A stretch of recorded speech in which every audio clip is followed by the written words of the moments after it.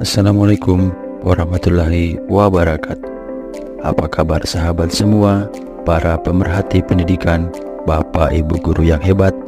Semoga sehat selalu. Mari terus semangat bergerak menuju pendidikan Indonesia yang lebih maju. Perkenalkan, saya M. Iqbal Syamsul, guru SMA Negeri 1 Malunda. Pada video kali ini, saya akan menyebarkan pemahaman terkait topik 2 kurikulum merdeka, mengapa kurikulum perlu berubah. Tentu saja, sebagian Bapak Ibu guru yang hebat pernah mengalami atau merasakan perubahan kurikulum. Hal itu adalah sebuah keniscayaan.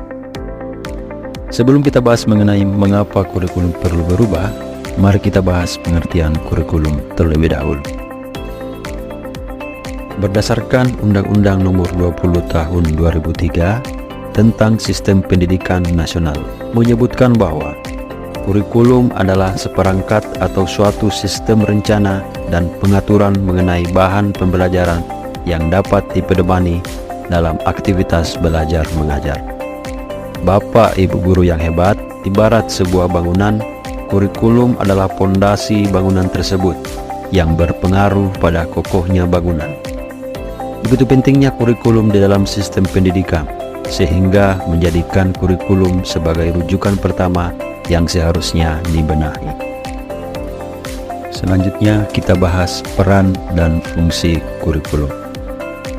Peran yang pertama adalah peran konservatif.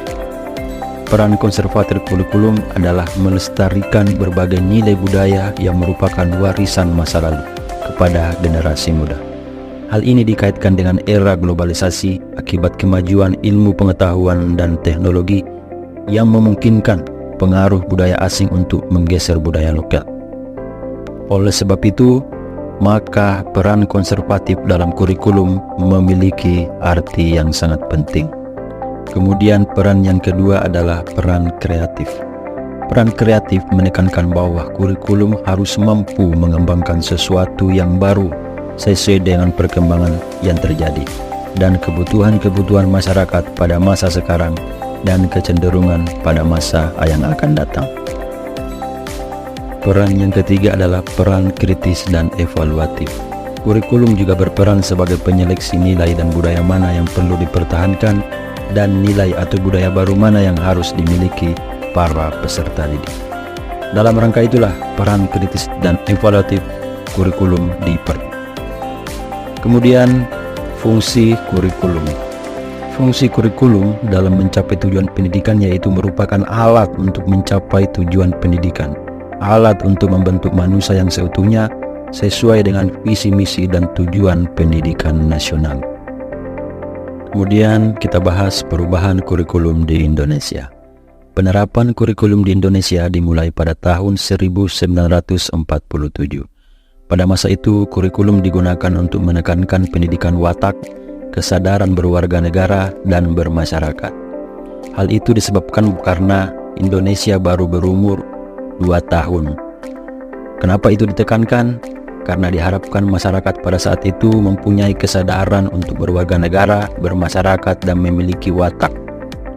Kemudian, seiring berkembangnya zaman, sampailah pada masa sekarang ini, kita mengenal dan menerapkan yang namanya kurikulum merdeka. Selanjutnya, Bapak Ibu guru yang hebat, mengapa kurikulum perlu berubah? Yang pertama adalah harus relevan dengan perkembangan zaman. Tentunya kita semua tahu bahwa di masa sekarang ini banyak sekali penemuan-penemuan baru di bidang ilmu pengetahuan dan teknologi. Maka dari itu, kurikulum sangat perlu diperbaharui agar kita dapat memastikan bahwa peserta didik juga menyesuaikan diri dan mempelajari sesuatu yang relevan dengan perkembangan zaman. Kemudian kebutuhan masyarakat yang berubah. Kebutuhan masyarakat yang terus berubah harus dibarengi dengan ilmu pengetahuan dan keterampilan peserta didik yang relevan dengan perkembangan zaman. Oleh karena itu, kurikulum harus disesuaikan dengan perkembangan zaman agar peserta didik memperoleh ilmu pengetahuan dan keterampilan yang relevan dengan perkembangan zaman. Kemudian yang ketiga adalah memfasilitasi kebutuhan peserta didik. Salah satu komponen yang penting diperhatikan dalam perubahan kurikulum adalah peserta didik itu sendiri.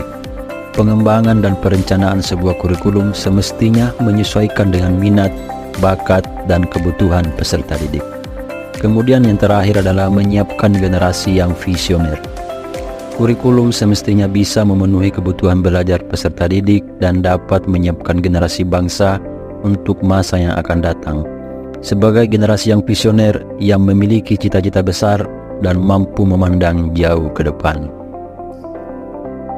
Perubahan kurikulum sejalan dengan konsep Bapak Pendidikan Indonesia, yaitu Ki Hajar Dewantara.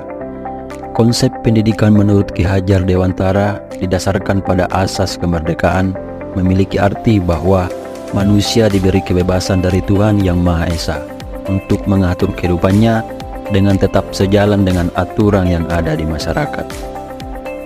Kemudian Bapak Ibu guru yang hebat, apa yang harus dilakukan oleh guru dengan adanya perubahan kurikulum?